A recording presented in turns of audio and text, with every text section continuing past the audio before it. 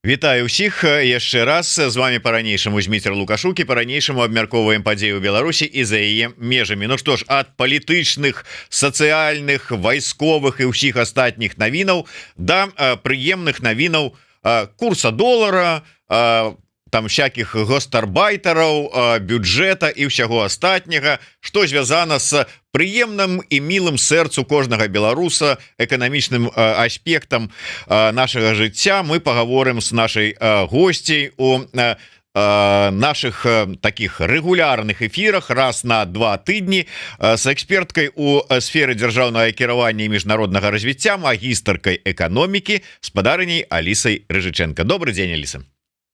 Добрый день.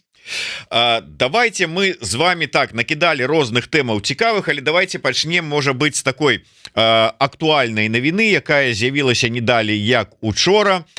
Ну, рашуша адказалі на ўсе гэтыя заходнія санкцыі з Мінска.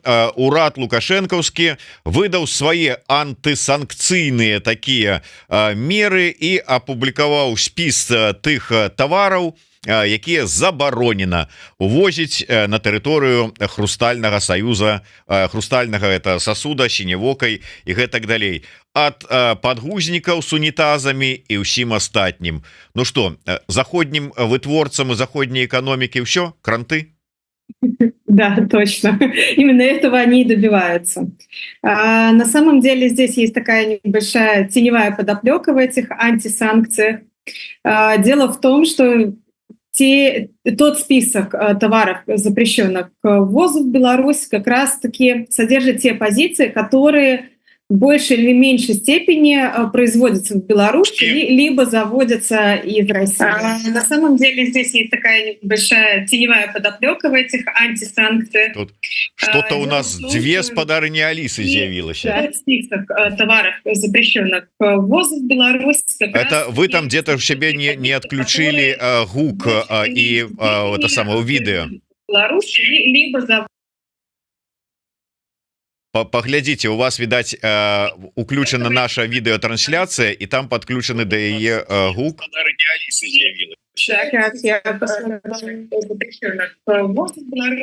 Это вы там где-то в себе не отключили гук и...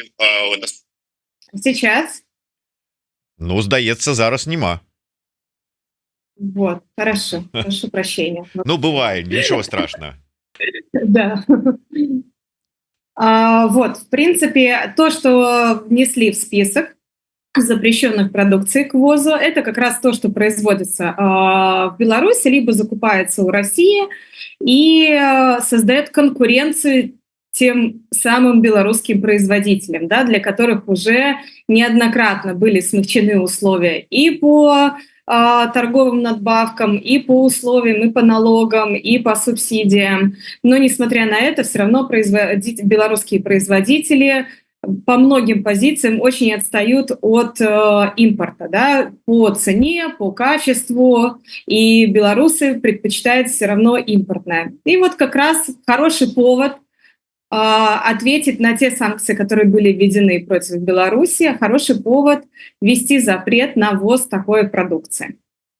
То есть таким чином атрымліваецца это что? Гэта просто гульня с одного боку такое типа показывают на публику, что вот мы палітычна таксама здольныя адказаць, а с другого боку это просто подыгрываюць своим айчынным вытворцам. Да, абсолютно верно. Да, именно так и происходит. То есть они создают политический такой ход, якобы вот мы можем чем-то тут ответить, нанести вред экономике европейских стран, хотя на самом деле они преследуют исключительно свои интересы, и интересы эти не в том, чтобы заработать больше, а в том, чтобы белорусские производители хоть как-то оставались на плаву, и давайте мы предпримем все возможные меры для того, чтобы это сделать. Але гэта сапраўды вот не адаб'ецца ніяк, ну збольшага можа быць на жыцці шараговых беларусаў. Я маю на увазе, што калі ўводзяцца там пэўныя там антысанкцыі, назовем гэта так, і ў Беларусь не трапляюць там пэўныя лекі, да прыкладу, там ці яшчэ якія-нибудь прэпараты, ад якіх залежыць жыццё там ці здароўе чалавека, там ці скажем дзіцячае харчаванне там ці яшчэ што-нибудь такое, то тут зразумела, што яно наўпрост закранае шараговага беларуса. Ну а тут умоўна кажучы, ну ніякім чынам не адаб'ецца. Ну добра, нема там гэтых вось заходніх там нейкіх там нямецкіх подгузнікаў там ці літоўскіх, ну пойду я беларускія куплю, ну той бяды. Нет, на самом деле, конечно же, это затронет в первую очередь обычных граждан, потому что жизнь нам показала, что сколько бы санкций ни вводилось ни с одной, ни с другой стороны, они все равно нарушаются и не соблюдаются. И подсанкционные товары в любом случае приходят в Беларусь, но уже не прямым путем, условно там, не из Польши в Беларусь, они идут через Казахстан, через Россию, через какие-то дополнительно третьи страны, из-за чего возрастает конечная стоимость этого товара. И по факту мы будем видеть в магазинах те же товары, те же немецкие подгузники, только по более высокой цене. И пока что на сегодняшний день, если бы альтернативы белорусского производства, либо даже российского производства отвечали же такому же качеству, и даже неважно, если бы они стоили где-то там чуть-чуть дороже, белорусский покупатель приобретал бы белорусское, если бы они были такого же качества. Поэтому просто обычным гражданам придется теперь покупать то, что для них было привычное, хорошего качества за более высокую цену. Вось вы кажаце про тое, что ну хоць нейкім чынам дапамагчы беларускім вытворцам, якія вырабляюць тыя ж самыя ну умоўныя там унітазы, подгузнікі і ўсё астатняе застацца на плаву. Мы за не один раз уже казалі, что зараз ну беларускія тавары ва ўмовах войны ну добра ідуць у Россию.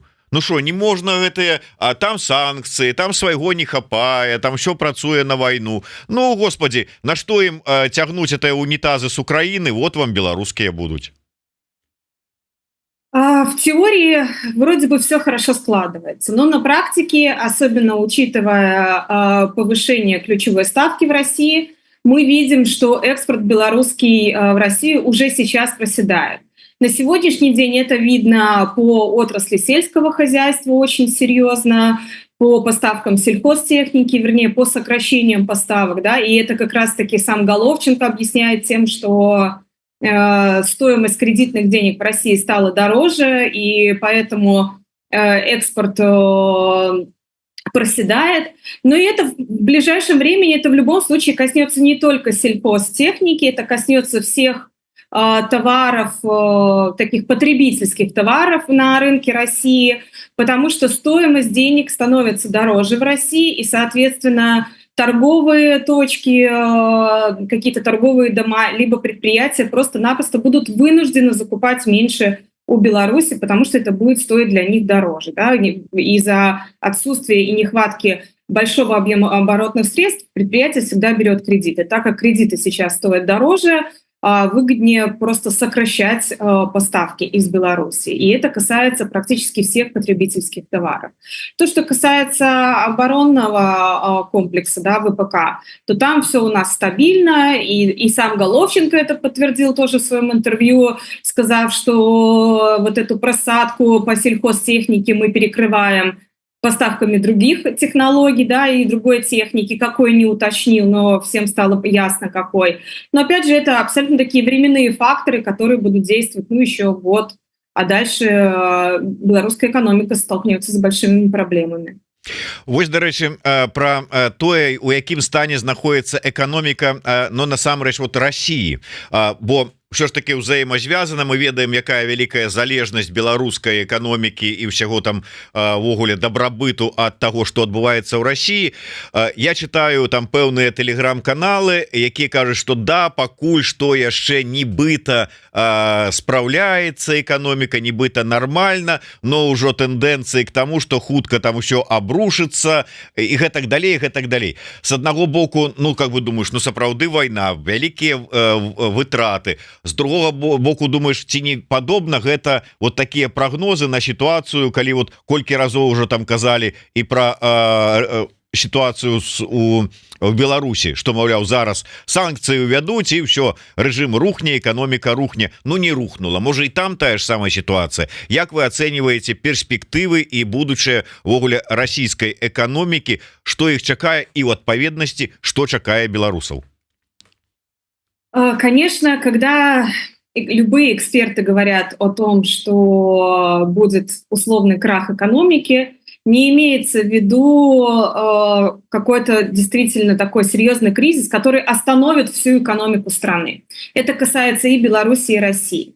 Что сейчас происходит в России? Сейчас стоимость денег становится дороже, и это все равно не в состоянии сократить вот этот вот внутренний спрос, который на сегодняшний день обеспечен ничем не обоснованными деньгами фактически. То есть из государственного бюджета выделяются деньги на выплаты военным, раненым, на какие-то там дешевые кредиты и тогда на повышение зарплат для того, чтобы удерживать кадры. То есть большой объем денег вкачивается в экономику для стимулирования внутреннего спроса. Для того, чтобы обеспечивать внутренний спрос, производства должны работать фактически на полную мощность. Но при этом они набирают кредиты, производят больше, но фактически ситуация подходит к тому, что должна расти инфляция, потому что производится больше, спрос большой, и сейчас она растет, но не до такой степени. Но подходит тот момент, когда вот все растущие доходы населения будет съедать высокая инфляция. И таким образом будет вот это вот стимулирование производства, оно будет проедаться. То есть фактически деньги будут уходить в никуда. И это перспективы ближайшего года-двух в России. И это ни в коем случае не значит, что экономика России станет на колени, условно, да, и наступит 91 год. Нет, это как раз значит, что более крупные компании будут зарабатывать больше, а мелкие компании будут закрываться. Будет часто происходить банкротство каких-то фирм, особенно в сфере торговли, которые вот сейчас в первую очередь попадают, да, под этот каток внутреннего стимулирования спроса. И эти компании по итогу своего банкротства будут увольнять людей, и в итоге это будет просто приводить к тому, что с одной стороны у нас будет на предприятиях дефицит кадров, а с другой стороны у нас будет безработица по некоторым отраслям. И это уже худшая ситуация, а так как Россия наш торговый партнер, практически единственный, да, основополагающий торговый партнер, то наш экспорт напрямую зависит от России. И когда в России будет такая ситуация, конечно же, будет сокращение экспорта со стороны Беларуси, да, в Россию. И это напрямую будет влиять на показатели в Беларуси. Дарэчы, вось таксама цікавы момант, наколькі ён сапраўды адпавядае рэчаіснасці. Сітуацыя про тое, вот як я читаю, что нібыта расійскія вытворцы калійных угнаенняў выцісняюць з рынкаў Беларусь калій, умоўна кажучы, вот нашага галоўнага вытворцу, бо не такі ўжо застаўся з-за санкцый вялікі гэты рынок, і расіяне просто нейкім чынам беларусаў пракідваюць. Наколькі гэта сапраўды адпавядае рэчаіснасці і як это адбіваецца на Беларусь каліі и на, я не знаю, по вынику на нашем бюджете? Да, абсолютно верно. Именно так и происходит. И это происходило уже с начала этого года. То есть если в прошлом году Беларусь была номер один поставщиком для Китая калийных удобрений, на сегодняшний день наш, скажем так, рынок сбыта калийных удобрений очень ограничен в покупателях, и Китай был основным покупателем, и мы там являлись первым поставщиком. После нас шла Россия, потом Канада. И на сегодняшний день нас обошла Россия, и это, в принципе, абсолютно очевидно, потому что, так, скажем так, не очевидно, а это было очень ожидаемо, потому что России тоже необходима валютная выручка, им необходимо наращивать экспорт для притока валюты в страну. И тем более, когда речь идет про юани, да, в которые были переведены многие международные расчеты. И сейчас с этим, да, огромная проблема, из-за чего там мы видим изменение курса российского рубля. И вот, в принципе, по итогам первого полугодия мы видим, что Россия вышла на первое место по поставкам. И кроме того, что Россия поставляет больше, да, Россия же может еще нас ограничивать также в поставках, несмотря на то, что мы предложим Китаю калийные удобрения по очень хорошей цене, то есть мы демпингуем цены, продаем там по $190 за тонну, это цена ниже рыночной, чтобы они у нас покупали, то есть фактически мы ничего не зарабатываем для того, чтобы нарастить объемы поставок, но при этом Россия нас может спокойно ограничивать в поставках в логистике, да, в железной дороге и в отсутствии вагонов, которые необходимы для перегрузки этих калийных удобрений. То есть с двух сторон Россия может на нас надавить, и это мы увидели сейчас. То есть наша зависимость от России во внешней торговле укрепляется с каждым днем, и это, к сожалению, негативно сказывается на экономике Беларуси. Что в итоге мы имеем по калийным удобрениям? Мы имеем, что у нас Беларусь калий загружен более чем на 80%, при том, что заработал регион с Беларусь калия фактически ноль. Да, там он понес, по-моему, даже прямые убытки у них были в чистом виде по итогу полугодия. И, конечно же, бюджет от этого ничего не получает, так как налоговых поступлений нету. То есть фактически мы поставили объем такой же, как в 2023 году, чуть больше, чем в 2022 году, но при этом заработали фактически в 2 раза меньше на это все. Да? То есть тут и мировые цены, и ограничения по поставкам, по логистике, и все это играет просто против Беларуси. Ну вот атрымліваецца как бы братскія народы, саюзная держава, а калі, как кажуць, атрымліваць выгаду і прыбытак, то тут уже забываюцца вообще как бы і палітычныя гэтыя фанфары. Да, именно так. Ну, это, в принципе, всегда было в сотрудничестве России и Беларуси. Россия только могла предоставить какие-то кредиты, при этом не на очень выгодных условиях, и создавая видимость, что это вот мы братские народы тут, все больше и больше захватывала и подавляла белорусскую экономику. Мы з вами не один раз абмяркоўвалі тэму того, что зараз ну как бы недахоп працоўных рук, людзей не хапае для того, каб забяспечваць усе неабходнасці і патрэбы прадпрыемстваў. Я глядзеў графікі, і за апошні месяц таксама па розных галінах вытворчасці больш, ну то есть недахоп людей больш сыходзіць, чым набіраюць новых. Мы з вами говорили пра вось гэтых гастарбайтараў, наколькі гэта там верагодна, неверагодна, потым зразумелі, што гэта сапраўды пойдуць по гэтаму шляху. І ведаеце, мне апошнім часам вельмі шмат пішуць з Беларусі, ну найперш з Мінска, што у тым же самым Мінску вельмі шмат апошнім часам з'явілася грамадзянаў з сярэдняй Азіі. Хутчэй за ўсё гэта з Таджикистана, якіх набіраюць працаваць ну на таких найперш там на будоўлі. Ну і здавалася б, ну недахоп, ну што рабіць вытворцы, ну даводіцца хоць такім чынам, але наколькі мне прыходзіць інфармацыя, іх-то заманиваюць у Беларусь, абяцаючы дастаткова высокі заробак не толькі для іх рэгіёна, для іх краіны, але дастаткова высокі нават для Беларусі. А потым, калі прыходзіць час, прадпрыемству загадваюць выплачваць абяцаныя сумы. Пры гэтым беларусы, якія выконваюць тую ж самую працу, такіх заробкаў не маюць. Як вы лічыце, ну па-першае, я разумею, что ни вы, ни я там зараз не можем пайсці у нейкае там у Мінску на прадпрыемства і праверыць, сапраўды так ці не, але чым это можа скончыцца? Такая политика. Ну да, как вы сказали, на самом деле для предпринимателей, для бизнеса и для госпредприятий единственный выход – это привлекать иностранных граждан для работы, потому что дефицит кадров очень серьезный в Беларуси. По итогам июня месяца у нас уволили больше на 4000 человек, чем наняли, да, и это по всем сферам. И в первую очередь это там строительство, как вы сказали, торговля, транспортная сфера, и в образовании, и здравоохранении, и даже в той же промышленности, которая является у нас драйвером экономики, все равно увольняют больше, чем нанимают.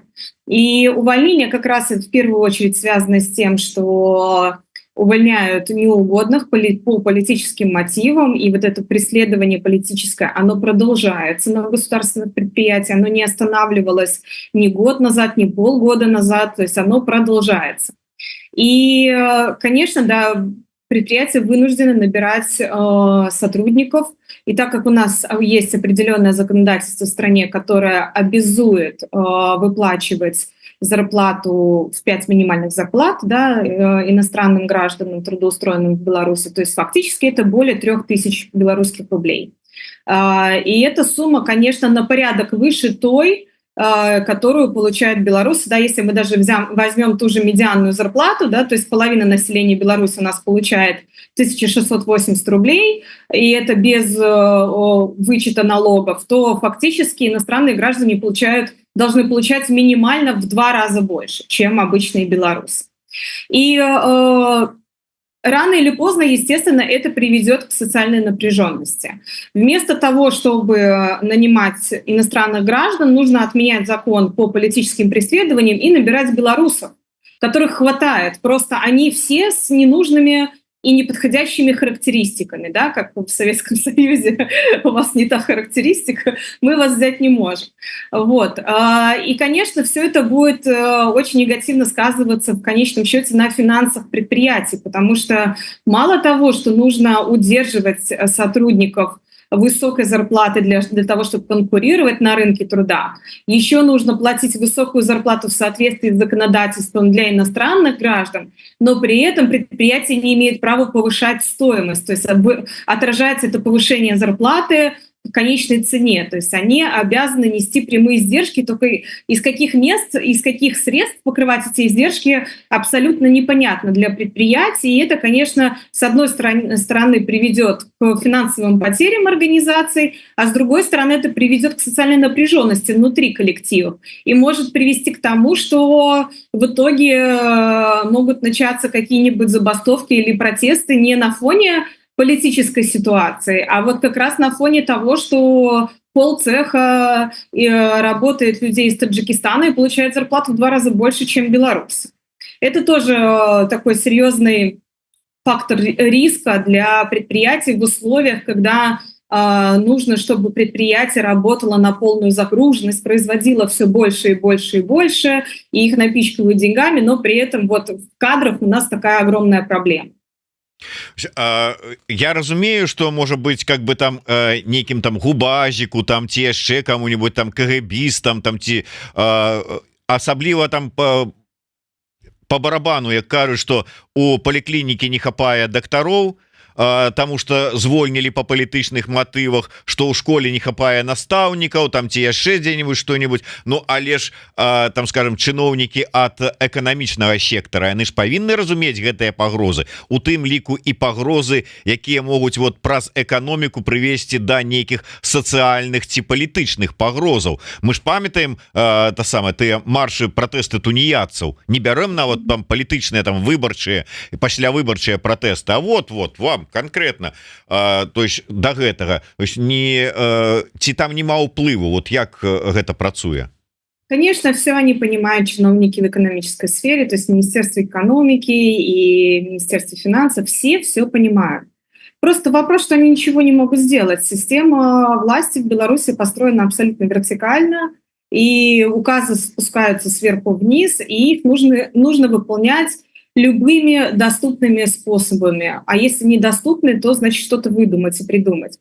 Если мы уже сегодня говорим, что даже Нацбанк не в состоянии, скажем так, противостоять требованию властей и уже несколько раз заявляли о том, что необходимо повышать ставку рефинансирования для того, чтобы прекращать вот это вот стимулирование монетарное, но все равно до сих пор они этого не делают только потому, что есть указ сверху на стимулирование внутреннего спроса и на рост производства.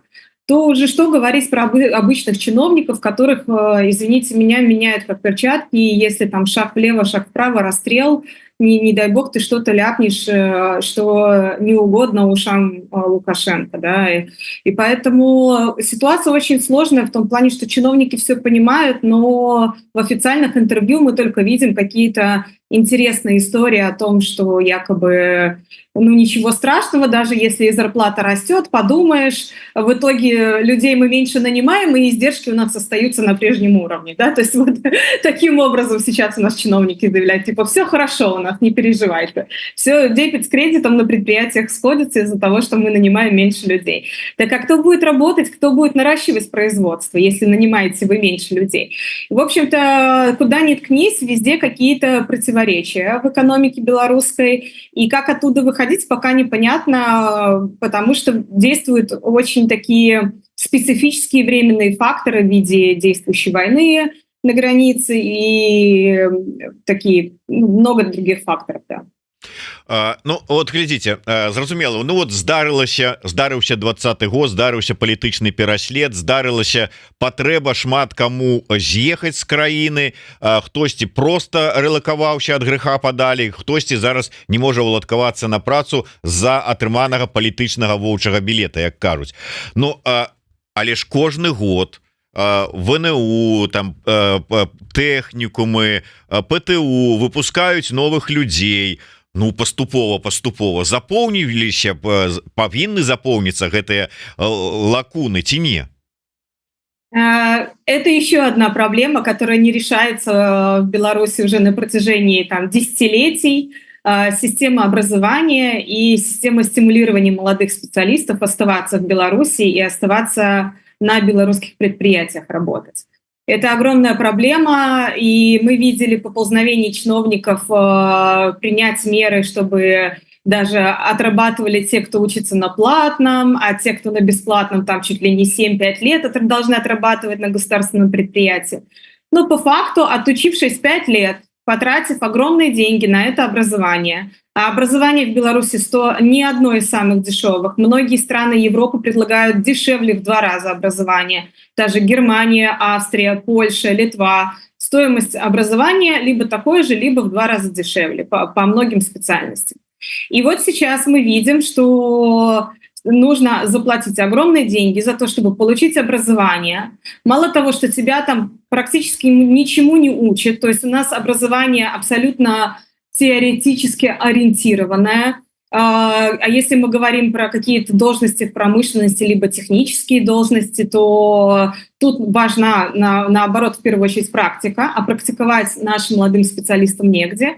И вот когда наступает 5-й курс, и их вдруг отправляют на отработку, на практику, да, перед написанием дипломной работы на госпредприятии, вот тогда молодые специалисты приходят в ужас и четко осознают свой будущий план действий. То есть по окончанию вуза уезжать за границу, либо получать другое какое-то образование, либо работать в какой-то частной фирме, но никак не в государственном предприятии. Потому что то, как там все устроено, во-первых, кумовство, во-вторых, старые технологии, в-третьих, везде беспорядок, коррупция, бессмысленное, неэффективное использование средств и так далее, и так далее. И можно перечислять это по пальцам, и не хватит всех пальцев на руках и ногах этих причин. И самое важное, что люди, которые работают на предприятиях, они уже с годами забывают и привыкают. Им кажется, что все так и должно работать. А вот как раз молодые специалисты, которые только получили образование и еще более-менее со свежими знаниями, приходя на такие предприятия, они приходят в ужас и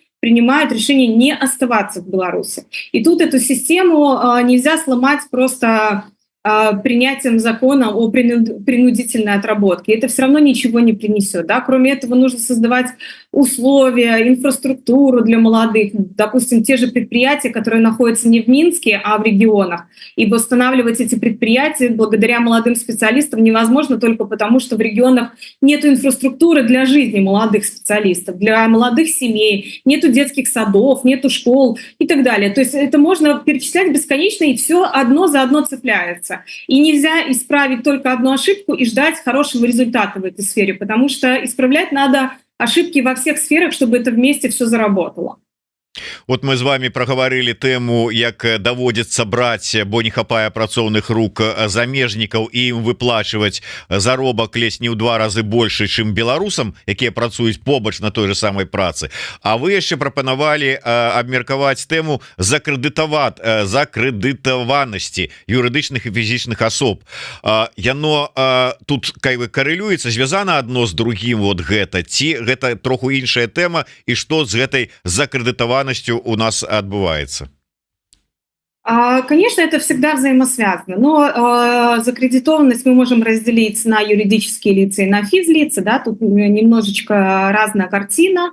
Что касается юридических лиц, у нас, в принципе, и юридические, и физические лица растет кредитная задолженность, да, и это продолжается уже с первого квартала. У нас по юрлицам аппетиты по кредитам не снижаются. С апреля там они, вернее, снижаются, но не в тех объемах. Там фактически в апреле взято было в кредит порядка 15 миллиардов белорусских рублей, в мае 13,4 и в июне 13,2. Все равно это показатели выше 10 миллиардов, что, допустим, в прошлом году даже близко не наблюдалось. По физлицам у нас рост кредитования происходит уже 14 месяц подряд, и ежемесячно физлицы набирают кредиты более 1 миллиарда рублей. И вот по итогам июня там практически 1,5 миллиарда, 1,35. И с чем это связано? По юридическим лицам, конечно, это в первую очередь из-за нехватки оборотных средств и возросших издержек в виде роста зарплаты не в соответствии с производительностью труда, роста стоимости исходного сырья и так далее. То есть издержки растут, цены регулируются в ручном режиме, то есть издержки нельзя перекладывать на конечную стоимость продукции. И в итоге мы видим, что предприятие не может зарабатывать и вынуждено брать кредиты для того, чтобы иметь оборотные средства для дальнейшего развития, да, и реинвестирования. Что касается физических лиц. Физические лица стремятся брать сейчас кредиты на фоне того, что наблюдается небывалый рост зарплат, к которому белорусы вроде как уже привыкли, им кажется, что рост будет продолжаться, ну или, по крайней мере, доходы не будут снижаться и будут оставаться на прежнем уровне, и не очень высокие кредитные ставки, да, даже, можно сказать, они одни из самых низких за последнее время исчисления этих ставок, да, в Беларуси. Естественно, эти все факторы играют злую шутку с белорусами, потому что в конечном итоге скажем так, те последствия, к которым приводит перегрев экономики, о которых я говорила, то есть это ухудшение финансовой стабильности предприятий, а в последующем это возможные банкротства, сокращение работников. Это может привести к тому, что люди будут иметь у себя высокую кредитную нагрузку при стагнирующих доходах, либо вообще исчезнувших доходах, если мы будем говорить про те предприятия, которые на сегодняшний день находятся на грани банкротства, но при этом дальше повышают зарплаты сотрудникам для того, чтобы создавать видимость какой-то работы и какого-то производства. Ну і яшчэ одну тэму таксама вы прапанавалі закрануць і уже ёсць падставы гэта абмяркоўваць праект бюджэта на наступны год. Здаецца ж яшчэ не збіраліся дэпутаты на сваю восеньскую сесію, не паступаў праект бюджэта, ну і гэтак далей. Ці ўжо можам гаварыць? Ну, пока, скажем так, в 2 словах, на заседании Совмина там утверждены основные параметры, но это будет все, конечно, еще потом официально утверждаться, и будет выпущен проект бюджета. Но пока в 2 словах, вот сам Головченко рассказал про то, что там планируется на следующий год. Планируется увеличение социальной поддержки на 14%, на 14,7% планируется увеличить зарплаты бюджетникам, то есть таким образом догнать их, приравнять их ближе к средней зарплате, да, по стране.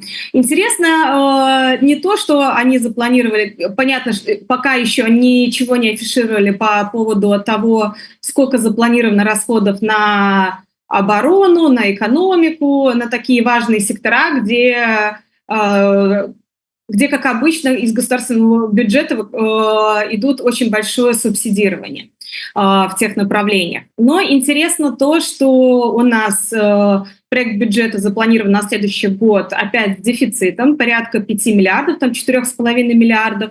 Этот дефицит собираются покрывать за счет внутренних и внешних заимствований. Также Селиверстов озвучил, что собираются рефинансировать 75% от внешнего долга.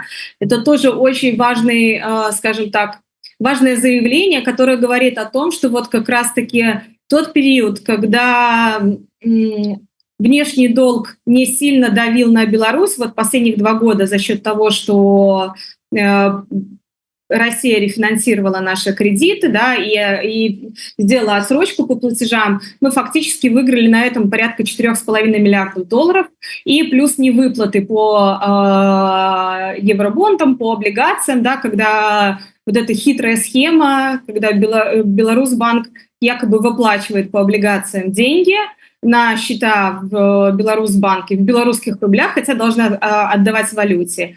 И по статистике эти внешние долги считаются погашенными, но фактически деньги никто не забирал, и они остаются у Беларусьбанка. Да? И вот эта хитрая схема позволила сэкономить большие средства для бюджета в 2 позапрошлых годах, в 2023 и 2022 году. И 2024 год как раз-таки вот это все заканчивается, вся эта история заканчивается, и непонятно, как будет происходить выплата по внешним долгам в следующем году. Сумма не маленькая, порядка 5 с чем-то миллиардов, ну и как сказали, что ее будут пытаться рефинансировать. От кого? Непонятно, скорее всего, только от России у нас есть возможность получить рефинансирование этого долга. Ну, посмотрим, как это все будет происходить. И еще очень интересный момент. Головченко заявил, что будут увеличены расходы на строительство арендного жилья на 70%. То есть это очень существенное изменение, и можно сделать вывод, для чего будет строиться это арендное жилье. Пока мы не слышали никаких программ о том, что будет развиваться какое-то арендное жилье просто для белорусов, а скорее всего это как раз-таки будет арендное жилье для привлечения иностранных граждан на работу в Беларусь. Скорее всего, то есть это будет одна из мер, которую, как планируют чиновники, позволит привлечь иностранные кадры. Ну і на завяршэнне нашай сённяшняй сустрэчы наша ну не то что может быть наша, но але для ўсіх беларусаў самая блізкая тэма курсы валют. Давайте ваш анализ, що ж таки, что вот за той час, пакуль мы з вами не бачыліся, что адбывалася на валютным рынку, что гэтыя заваганні там с трэпетам сочым за тым, як то доллар расце. Сёння я гляжу, ён ізноўку там троху пайшоў уніз. Что это такое, где стабільнасць і ўвогуле что чакаць?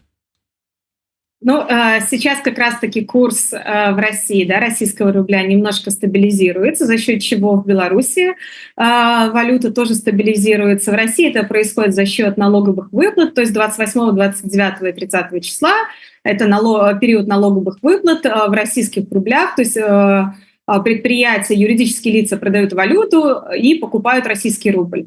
Таким образом, они стимулируют спрос на российский рубль, повышают спрос и повышают его стоимость. Это напрямую влияет на белорусский рубль, на стоимость белорусского рубля. И вот мы видим, в принципе, все эти дни вот такую небольшую стабилизацию, да, ситуации на валютном рынке. Но в реальности ситуация изменится уже с середины сентября, к концу сентября, потому что мы там увидим итоговые цифры по сельскому хозяйству, которые будут тоже не очень хорошие, скорее всего.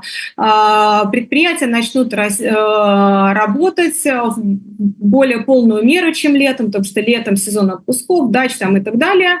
И в любом случае экономика не сильно набирает обороты там в июле-августе месяце, а как раз с сентября начинается активизация какой-то экономической деятельности, и все это приведет, опять же, к росту импорта в России Это приведет к спросу на валюту, к обесцениванию российского рубля и к необходимости стабилизации этого рубля и так далее. То есть будут изменения происходить в любом случае. Российский рубль будет немножко обесцениваться по отношению к доллару, и белорусский рубль будет идти следом за российским рублем. Не стоит ожидать, что у нас вдруг доллар исчезнет из расчетов или станет вдруг стоить копейки по отношению к белорусскому рублю. Нет, этого не будет. Это только временная стабилизация, которая напрямую зависит от Российской Федерации и от того, что происходит там. Ну вось на такой нават не ведаю як сказать і не тое чтобы пазітыўнай но і не тое чтоб негатыўнай а на такой рэалістычнай ноце мы закончым нашу сённяшнюю сустрэчу. Аліса Рыжыченко, Зміцер Лукашук, чакайце праз тыдзень чарговую нашу сустрэчу і аналіз і нагадываю пра неабходнасць подпісацца на YouTube канал Еўрарадыё, калі для вас гэта бяспечна. Расшырвайце нашу сустрэчу, каб падвышаць эканамічную пісьменнасць у беларускага грамадства. Ну і пакідайце свае каментары і таксама калі у вас ёсць такая магчымасць, мы яшчэ раз нагадаем пра ўсё ж таки патрэбу у дапамозе беларускім ваярам. Хлопцы з Волата хочуць набыць сабе баявы аўтамабіль, гэта аэравыведка, ім вельмі патрэбны новы аўтамабіль. Калі ёсць магчымасць, падтрымайце, калі ласка, спасылачка на збор, які праходзіць на платформе BuySol, яна будзе ў нас у каментарах. Далучайцеся. А я дзякую спадарыне Алісе за выдатную эканамічны аналіз, як заўсёды. Жыве Беларусь. Живи вечно. Спасибо. До свидания.